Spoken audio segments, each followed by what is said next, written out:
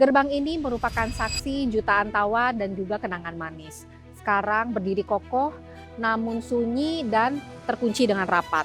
Kebun Binatang Bandung adalah salah satu ikon kebanggaan kita yang sekarang kondisinya sangat miris dan juga mengkhawatirkan, serta penuh misteri. Mengapa lama kebanggaan kita harus berakhir seperti ini? Telusuri jejaknya di The Trails.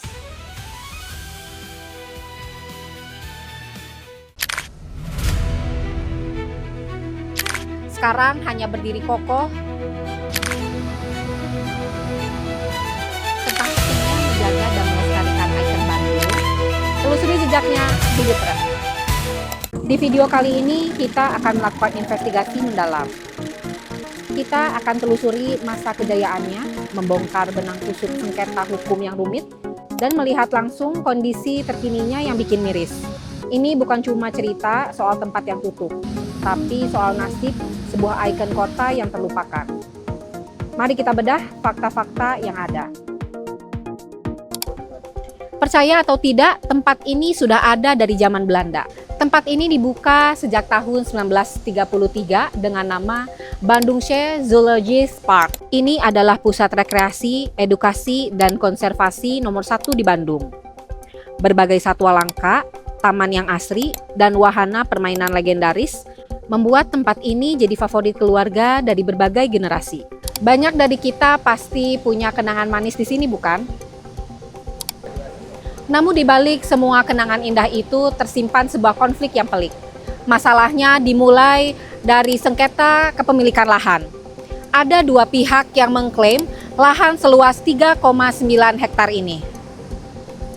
Di satu sisi ada Yayasan Marga Satwa Taman Sari sebagai pengelola kebun binatang. Di sisi lain ada pemerintah Kota Bandung yang juga mengklaim kepemilikan. Benang kusut ini sudah berlangsung puluhan tahun dan terus berlarut-larut.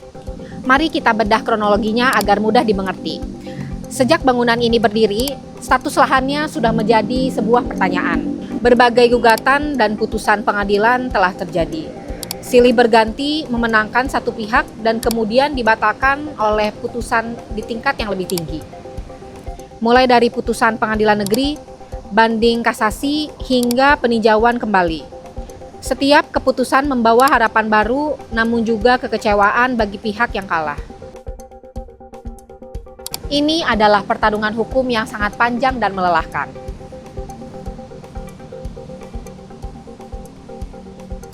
Dan inilah kondisinya sekarang. Gerbang terkunci dan suasananya sangat begitu sepi. Kandang-kandang kosong, wahana permainan yang mulai berkarat, dan suasana yang benar-benar sepi. Rumput liar tumbuh tinggi, cat-cat yang mulai mengelupas, meninggalkan jejak masa lalu yang gemilang.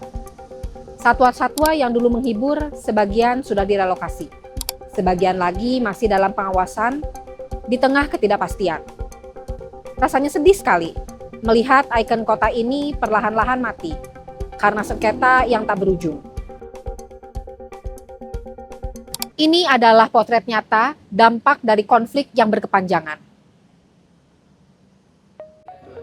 Jadi setelah semua drama hukum itu, loopnya kita tutup di sini. Dua pihak yang terlibat dalam pengelolaan Kebun Binatang Bandung Zoo dalam beberapa tahun terakhir adalah Yayasan Marga Satwa Taman Sari YMT dan pihak Taman Sari Indonesia. Konflik antara dua pengurusan ini memicu dualisme pengelolaan dengan YMT mengklaim hak pengelolaan sah, sementara Taman Sari Indonesia TSI masuk berdasarkan kepercayaan untuk pemulihan yang akhirnya menyebabkan penyegelan setelah petinggi yayasan terlibat kasus hukum. Yayasan Marga Satwa Taman Sari atau YMT, yayasan ini secara historis mengelola kebun binatang Bandung sejak lama. Petinggi YMT sempat tersandung kasus hukum terkait lahan sengketa dengan Pemkot Bandung. Taman Safari Indonesia atau TSI, pihak yang masuk untuk mengelola Bandung Zoo guna melakukan pemulihan dan pengembangan dengan tokoh seperti John Sumampau, Ketua Yayasan, dan Tony Sumampau, Dewan Pembina.